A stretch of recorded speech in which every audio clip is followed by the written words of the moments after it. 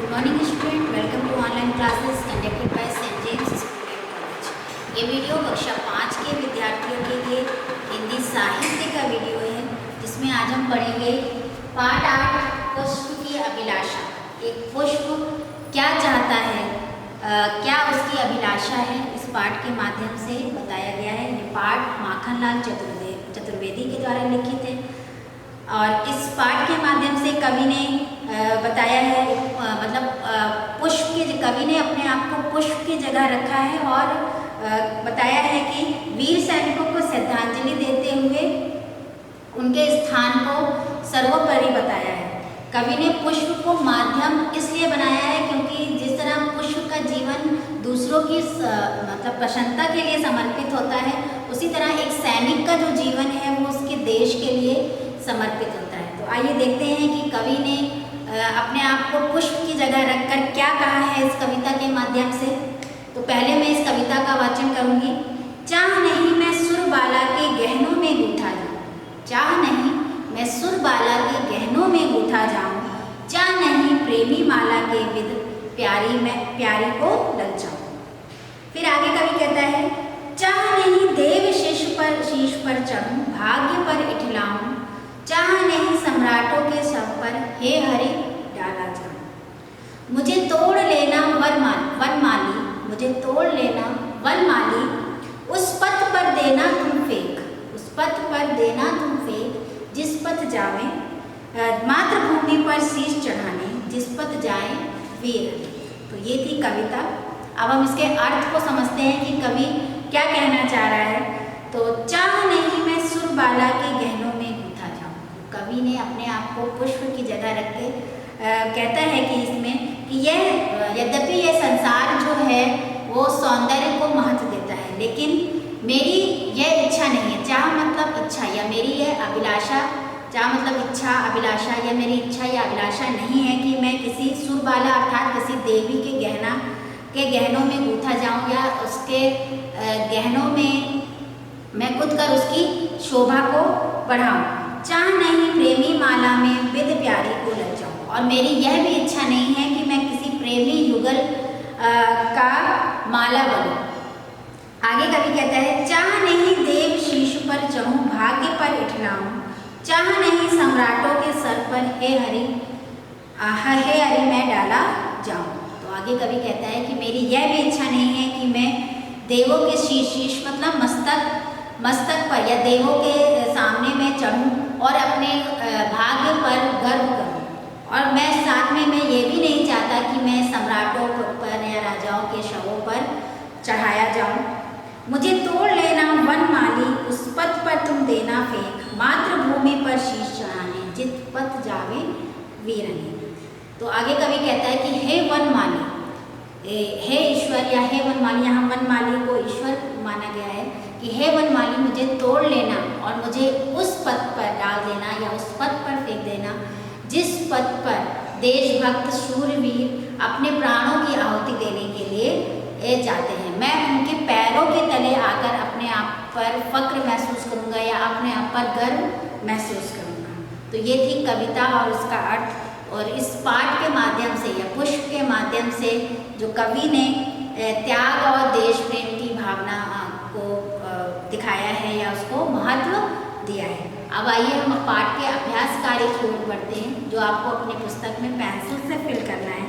जिसमें पहला प्रश्न है, निम्नलिखित शब्दों को अपने वाक्यों में प्रयोग करें। जो शब्द दिए गए हैं उससे वाक्य बनाना है। जिसमें पहला शब्द है चाह, चाह मतलब अभिलाषा या इच्छा, तो उससे वाक्य बनेगा, पुष्प को वीरों के पथ पर चढ़ने की चाह थी, पुष्प को वीरों के पथ पर चढ़ने की चाह थी। अगला शब्द है गहने, नित्या को गहने पहनना अति प्रिय है, नित्या को गहने पहनना अति प्रिय है। अगला शब्द है पथ, हमें सदैव सत्य के पथ पर चलना चाहिए, हमें सदैव सत्य के पथ पर चलना चाहिए। अगला शब्द है मातृभूमि, मातृभूमि की रक्षा के लिए अनेक महापुरुषों ने अपने प्राण न्यौछावर कर दिए। फिर लास्ट है अनेक, बगीचे में अनेक रंग बिरंगे फूल खिले हैं, बगीचे में अनेक रंग बिरंगे फूल पंक्तियों का भावार्थ लिखिए। जो पंक्तियाँ दी गई हैं उसका भावार्थ लिखना है।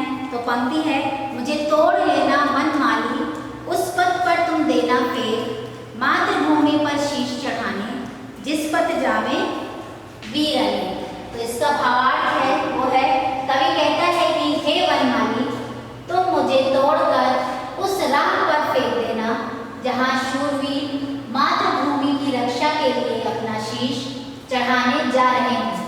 मैं उन शूरवीरों के पैरों के तले आकर खुद पर गर्व महसूस करूंगा। मैं एक बार फिर से दोहराती हूँ।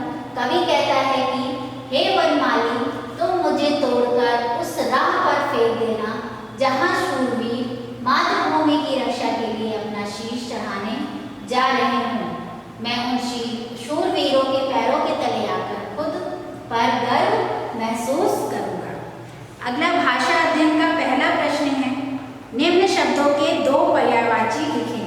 निम्न शब्दों के दो पर्यायवाची लिखने हैं। पहला इसमें है फूल, फूल का हो जाएगा पुष्प, कुसुम, वीर का योद्धा, बहादुर, पथ, राह, रास्ता, गहने, आभूषण, अलंकार, शीश का सिर, मस्तक, सूरज का सूर्य और दिनकर, पेड़ का वृक्ष और पादप, चांद का चंद्रमा और शशि, इच्छा, अभिलाषा, चाह, दिन का दिवस और वार। तो ये आपके थे दो पर्यायवाची शब्द हैं। अगला प्रश्न है, निम्नलिखित वाक्यों के काल बताइए। कुछ वाक्य दिए गए हैं, उसके आपको काल बताने हैं। जिसमें पहला है, सोहन गाना गा रहा है। तो सोहन गाना गा रहा है, कौन सा काल है? वर्तमान काल। काल के 3 भेद होते हैं, वर्तमान काल, भूतकाल और भविष्यत काल। उन्हीं से हमको ये काल बताने हैं कि ये कौन सा काल है, कि वर्तमान काल है, कि भूतकाल है या कि भविष्यत काल है। जिसमें पहला है, सोहन गाना गा रहा है, में वर्तमान काल। कल रात से वर्षा हो रही थी। तो इसमें भूतकाल होगा क्योंकि वर्षा हो रही थी, यानी कि हो चुकी है वर्षा। फिर नेक्स्ट है, मामा जी बाजार गए, यानी मामा जी बाजार जा चुके हैं। नहीं सॉरी, आकाश में पक्षी उड़ रहे हैं। थर्ड है, आकाश में पक्षी उड़ रहे हैं, ये वर्तमान काल है। उड़ रहे हैं क्योंकि अभी भी वो उड़ रहे हैं, इसलिए वर्तमान काल है यहाँ पर। मामा जी बाजार गए, ये भूतकाल है।